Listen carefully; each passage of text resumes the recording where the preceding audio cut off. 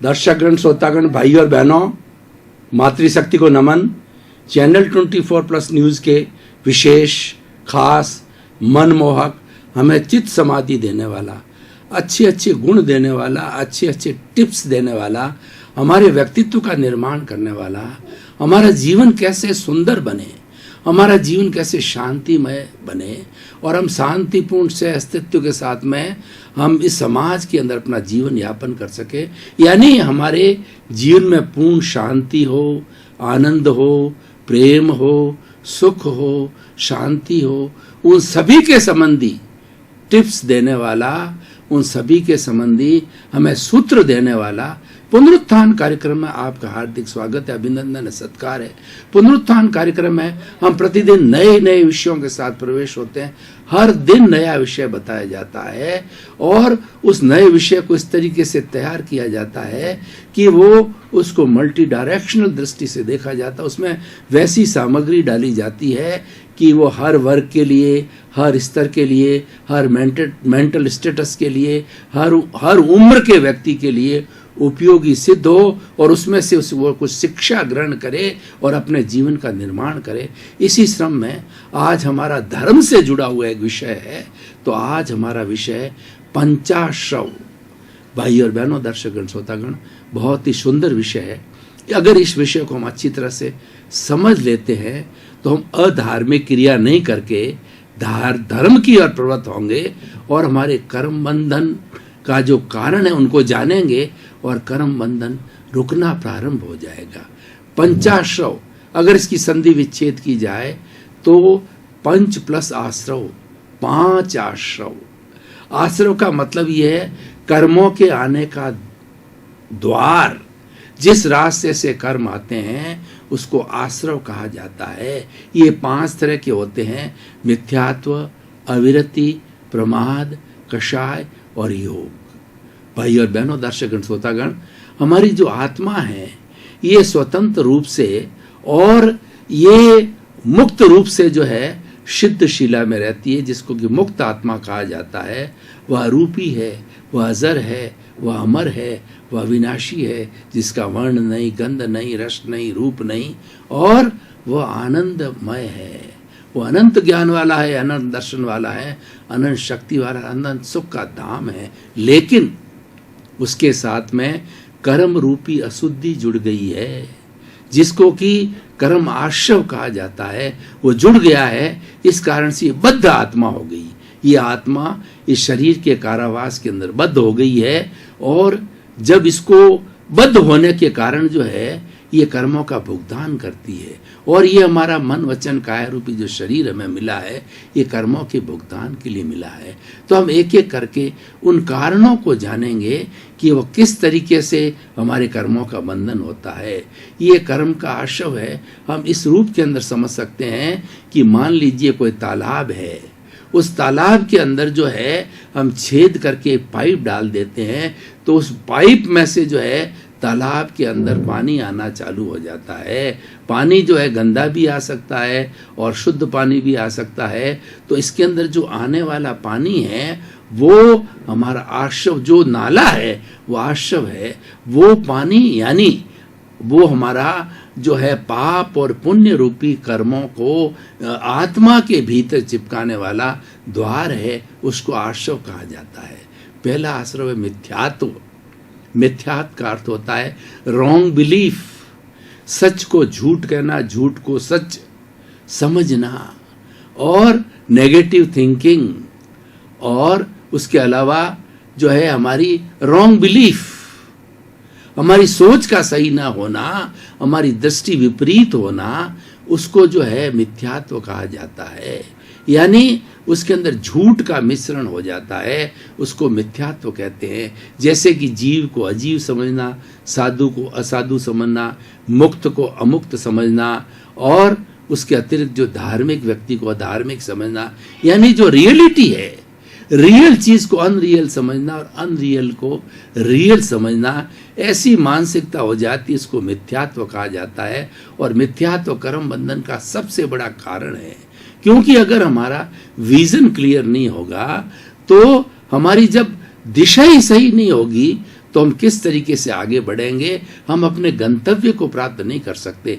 अपने गंतव्य को, अपने मंजिल को, अपने लक्ष्य को प्राप्त करने के लिए हमारी डायरेक्शन सही होना चाहिए, हमारी सोच सही होनी चाहिए, हमारी दृष्टि सही होनी चाहिए, हमारी विजन सही होनी चाहिए, और उसके सही होने से ही हम आगे बढ़ सकते हैं। इसीलिए जैन धर्म के अंदर कहा गया है कि सम्यक दर्शन ज्ञान चारित्राणी मोक्ष मार्ग, मोक्ष के 4 मार्ग बताए गए हैं। सबसे पहला जो नींव लगती है उसको सम्यक दर्शन कहा जाता है।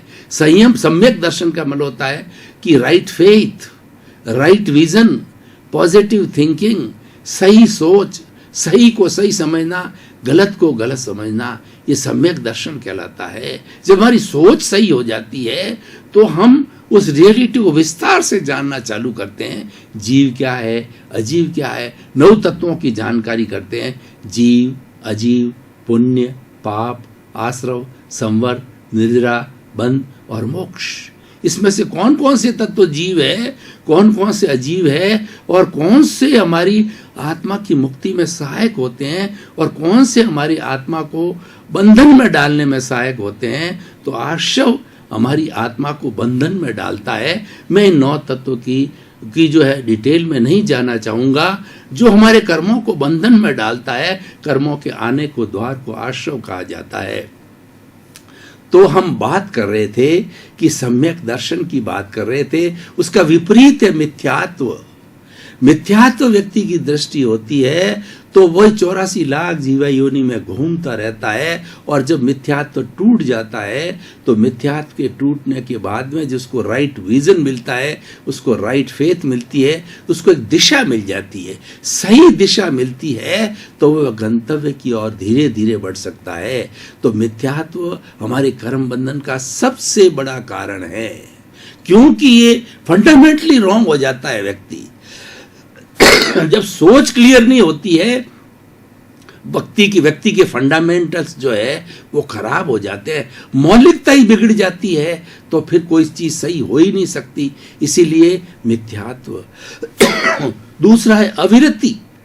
अविरति का अर्थ होता है कि धार्मिक क्रिया के अंदर रुचि नहीं होना और अधार्मिक क्रिया के अंदर रुचि होना, जैसे कि पूजा है, पाठ है, सामायिक है, संवर है, त्याग है, पचकान है, ईश्वर भक्ति है, स्वानुभूति करना है, स्व और पर के बारे में जानकारी करना है।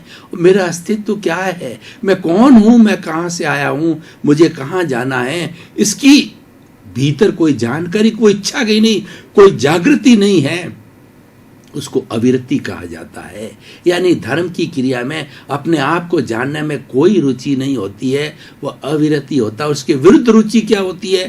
खाओ, पियो, मौज करो, 5 इंद्रिय है, उसके सुख भुगतो, धन, संपत्ति, परिवार, प्रॉपर्टी, और ये पद, प्रतिष्ठा, और इसके अंदर वो लुप्त हो जाता है, इसमें वो लिप्त हो जाता है, तो ये सारी अविरति कहलाती है। और जब इनको छोड़ देता है तो वो विरति कहलाती है, यानी वो धार्मिक क्रिया की ओर प्रवृत्त हो जाता है। तो हम तो कर्म बंधनों के कारणों का पता लगा रहे हैं, कर्म बंधन का जो द्वार के अंदर कौन कौन से घटक है उसकी बात कर रहे हैं। तो ये मिथ्यात्व, अविरति।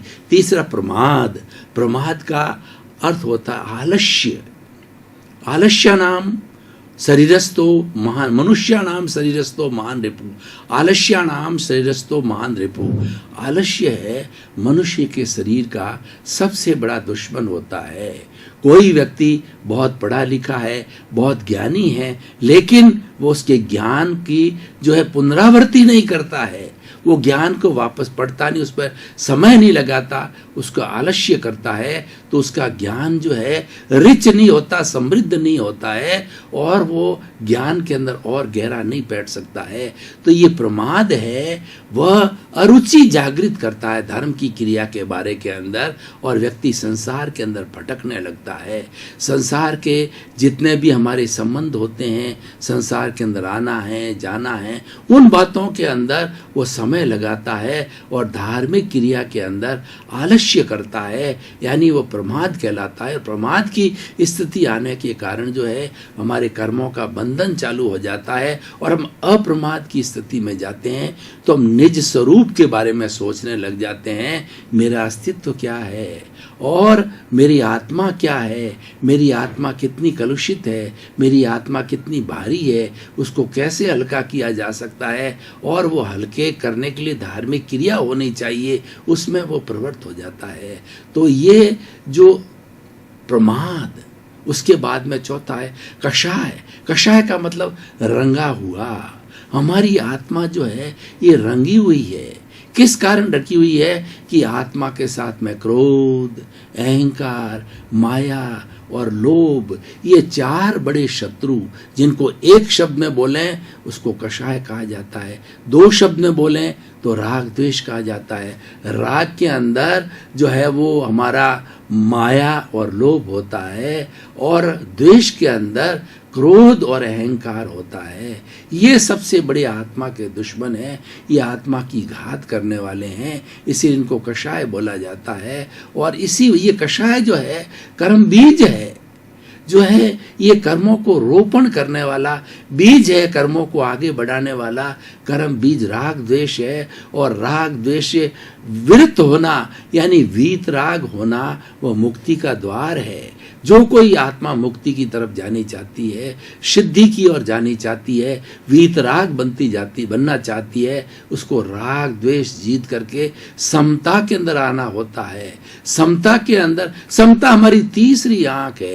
राग एक आंख है, द्वेष दूसरी आंख है। जब इसकी इंट्यूशन की तीसरी आंख खुल जाती है, ऐसा व्यक्ति स्थित प्रज्ञ हो जाता है, ऐसा व्यक्ति प्रज्ञा चक्षु हो जाता है और राग द्वेष की प्रियता की लाइकिंग डिसलाइकिंग दोनों स्थितियों को एक समान समझता है, उससे प्रभावित नहीं होता है, उससे लिप्त नहीं होता है। ऐसा व्यक्ति समता भावी होता है, समभाव में रहने वाला होता है और वो उस परिस्थिति से न्यूट्रल रहता है, उस परिस्थिति के साथ में जुड़ता नहीं है। तो ये सारा हमारा कषाय है जो कि हमें कर्म बंधन करवाता रहता है। और पांचवा जो आश्रव है वह है योग। योग को जैन धर्म की परिभाषा के अंदर मन, वचन और काया कहा जाता है। मन का कार्य होता है चिंतन करना, भूतकाल की जो है वो स्मृति करना, वर्तमान काल का चिंतन करना, भविष्य काल की कल्पना करना, विचार करना, ये मन का काम है। और वचन का काम वाणी है, बोलना। हमारे समाज के अंदर हम एक दूसरे से किस तरीके से परस्पर जो बद्ध हो सकते हैं, जुड़ सकते हैं, उसका सबसे बड़ा माध्यम हमारी वाणी है, हमारी भाषा है, हमारी टंग है, हमारी बोली है। उसके माध्यम से हम एक दूसरे से संपर्क कर सकते हैं। और वाणी के लिए कहा गया है, ऐसी वाणी बोलिए मन का आपा कोय, और इनको शीतल करे और आपो शीतल होए।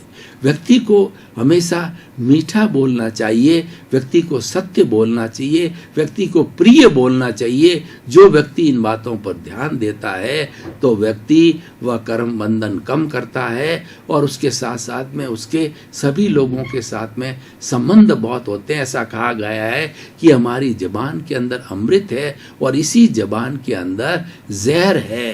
अगर हम जबान का सही उपयोग करते हैं तो सारी दुनिया हमारी मित्र है, और जबान का हम दुरुपयोग करते हैं तो हमारा घनिष्ठ से घनिष्ठ मित्र भी जो है वो दुश्मन बन जाता है, क्योंकि जहर और अमृत इसके अंदर ही घुला हुआ है। हम इसका उपयोग कैसे करते हैं? सदुपयोग करते हैं तो मित्रता होती है, दुरुपयोग करते हैं तो शत्रुता बढ़ती है।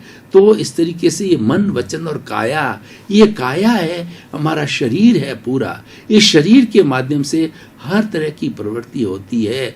तो मन, वचन, काया तीनों हमारी प्रवृत्ति, सांसारिक प्रवृत्ति करने के लिए योग होते हैं। हम इन योग को शुभ प्रवृत्ति में उपयोग लेते हैं या अशुभ प्रवृत्ति में उपयोग लेते हैं। शुभ प्रवृत्ति क्या होती है? अहिंसक शुभ प्रवृत्ति होती है, निर्वध्य शुभ प्रवृत्ति होती है, और दूसरी होती है सावध्य प्रवृत्ति, जिस प्रवृत्ति में हिंसा होती है वो सावध्य प्रवृत्ति होती है, और जिस प्रवृत्ति के अंदर हिंसा नहीं होती है वो निर्वध्य प्रवृत्ति होती है। जैसे कि हमने सामायिक कर ली तो सामायिक के अंदर सब प्रकार की हिंसा रुक जाती है। हम मेडिटेशन के अंदर बैठ गए तो हमारी सब तरह की हिंसा रुक जाती है, और मन वचन काया की शुभ प्रवृत्ति चालू हो जाती है, और हम जितना भगवान की पूजा करते हैं, अर्चना करते हैं, त्याग करते हैं, पचकान करते हैं, और उसके साथ साथ के अंदर मंत्रों की चांटिंग करते हैं, अच्छी पुस्तकों का स्वाध्याय करते हैं, इन सब के द्वारा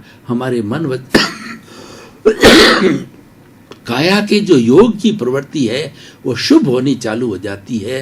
तो इस तरीके से ये 5 हमारे आश्रम जो हैं, 5 हमारे मुख्य आश्रम है, मिथ्यात्व, अविरति, प्रमाद, कषाय और योग। इसको अगर मैं संख्या की दृष्टि से देखूं तो 1 पर मिथ्यात्व है, अविरति 2, प्रमाद 3, कषाय 4 और योग 5, यानी 1 2 3 4 5। इसका मतलब 12,345, यानी 12,345 इंच का जो एक पाइप है जिसके माध्यम से हमारी कर्म जो है आत्मा के साथ में जुड़ रहे हैं। अब देख लिए 12,345, उसमें से 1 को काट देते हैं 2,345, यानी 10,000 जो मिथ्यात्व व्यक्ति अगर छोड़ देता है, मिथ्यात्व व्यक्ति अगर तोड़ देता है तो 10,000 अंक उसमें से निकल जाते हैं, यानी इतना शुद्ध हो जाता है, उस द्वार को इतना छोटा कर देता है। एक तो 12,345 इंच का पाइप और फिर 2,345 का, यानी वो 1/4 रह जाता है, यानी उसके कर्म आने की जो है वो द्वार है, कर्म आने का जो पाइप है बहुत छोटा हो जाता है। अब हम और आगे बढ़ते हैं तो उसने एक में मिथ्यात्व तो हमारा कट गया, यानी हमने मिथ्यात्व छोड़ दिया, हमने सही दृष्टि को प्राप्त कर लिया, राइट फेथ को प्राप्त कर लिया, राइट विजन को, राइट एटीट्यूड ले लिया, हमने पॉजिटिव थिंकिंग लेगी, सत्य को सत्य मानते हैं, तो मिथ्यात्व टूट गया और हमारा 2 3 4 5 बाकी है। 2 है अविरति। अविरति का अर्थ होता है धार्मिक क्रिया में दिलचस्पी न लेना। हमारी आत्मा का क्षोभ सम जगा, हमारी आत्मा की विजय हुई कार्बन शरीर के साथ में, तो विजय होते क्षोभ सम कहलाता है। आत्मा की शक्ति जब बढ़ती है तब हम धार्मिक क्रिया में चले जाते हैं, और अगर मान लो कार्बन शरीर की शक्ति बढ़ती है तो हम पाप प्रवृत्ति के अंदर चले जाते हैं। इन दोनों के अंदर जन्म जन्मांतर से मल्ल युद्ध चल रहा है। कभी आत्मा कर्म शरीर को पछाड़ती है, कभी कर्म शरीर आत्मा को पछाड़ती है, यानी अशुभ कर्म उदय में आता है तो कर्म शरीर विजयी होता है, और अशुभ कर्म दब जाता है तो धार्मिक क्रिया प्रारंभ होते ही जो है वो हमारी विरति हो जाती है, यानी हमारी रुचि धार्मिक क्रिया में हो जाती है। भगवान की पूजा करना, पाठ करना, अर्चना करना, मंत्र करना, जाप करना, मंदिर जाना, समाई करना, स्वाध्याय करना, सारी आत्मा की जो प्रवृत्तियां हैं, निस्वरूप का जो है ज्ञान करना, ये सारी प्रवृत्तियां जो है हमारी विरति की ओर चले जाते हैं। जब विरति की ओर चले जाते हैं तो 2 अंक कट जाता है। तो कटने पर अब देखिए और पाइप हमारा छोटा हो गया, 345 इंच का था, 12,345 से घट करके 345 इंच का पाइप रह गया, छोटा हो गया। अब हम आगे चले, हमने 3 को काटने का जो है प्रयास किया, 3 को हटाने का प्रयास किया अंक को, तो मतलब प्रमाद, हमने आलस्य त्यागा। हमें सुबह जो है ब्रह्म मुहूर्त के अंदर उठ करके मेडिटेशन करने लगे, भगवान का मंत्र का जाप करने लग गए और भगवान की स्तुति करने लगे, अपने निस्वरूप की पहचान करने लग गए कि वास्तव के अंदर मेरा स्वरूप क्या है, मेरी शुद्ध आत्मा का अस्तित्व क्या है, उसका स्वरूप क्या है, उसकी जानकारी करने के लिए हम उसमें गहरे बैठने लगे। तो 3 अंक कट गया, यानी हम जो है प्रमाद अप्रमाद की अवस्था में आ गए। तो 3 भी कट गया, 1 भी कट गया, 2 भी कट गया, 3 भी कट गया। अब छोटा सा पाइप रह गया, 45 इंच का सिर्फ पाइप रह गया। अब 45 इंच के अंदर कषाय को हम बहुत ज्यादा दोष देते हैं। दर्शकगण, श्रोतागण, भाई और बहनों, आपका बहुत बहुत धन्यवाद। पुनरुत्थान कार्यक्रम बहुत गहन विषयों पर चर्चा करता है और गहरी जो है वो विवेचना करता है। इस कारण से कोई चीज का गहन अध्ययन करना हो, गहन जानकारी करनी हो तो पुनरुत्थान कार्यक्रम आप हमेशा देखते रहे और हर विषय गहनता के साथ में परोसा जाता है और उसको कई दिशाओं से उसको विषय को होलिस्टिक बनाया जाता है। तो इसी कारण से हमारा पुनरुत्थान कार्यक्रम आज चमक रहा है, टॉक ऑफ द टाउन बन रहा है। उसका कारण आप स्वयं हो, आप उसकी आत्मा हो, आप इसको जो है आगे बढ़ा रहे हो, सुन रहे हो, इंटरेस्ट ले रहे हो, लोगों को प्रेरणा दे रहे हो, मोटिवेट कर रहे हो। तो हमारा भी पुनरुत्थान की तरफ से आपका जीवन आनंदमय हो, मंगलमय हो, धर्ममय हो, सुखमय हो और खूब आनंद की प्राप्ति करके आप सिद्ध बुद्ध मुक्त बने। आपके प्रति मंगल भावना।